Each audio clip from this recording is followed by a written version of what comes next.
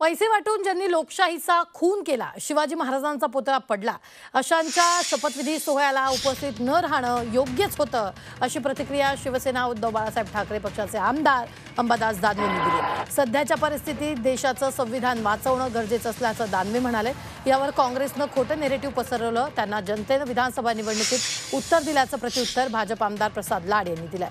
तसंच राज्यात प्रत्येक ठिकाणी संविधान मंदिर निर्माण करण्यात येईल, अशी माहिती त्यांनी दिली आहे। ईश्वर साक्ष शपथ घेतो।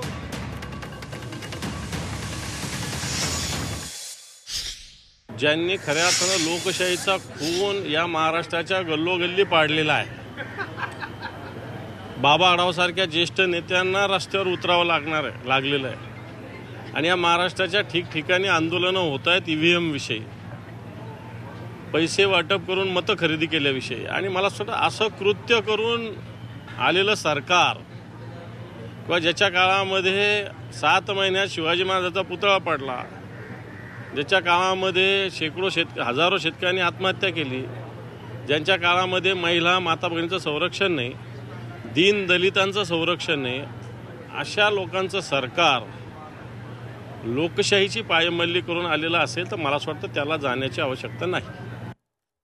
की ज्या पद्धतीमध्ये संविधानाच्या वरती खोटा निरेटिव्ह काँग्रेस आणि महाविकास आघाडीने पसरवला, किंबहुना इंडिया आघाडीने पसरवला, त्या खोट्या नेरेटिव्हचं उत्तर या महाराष्ट्राच्या निवडणुकीत या तमाम माझ्या भीम बांधवांनी देखील महाविकास आघाडीला दिलं।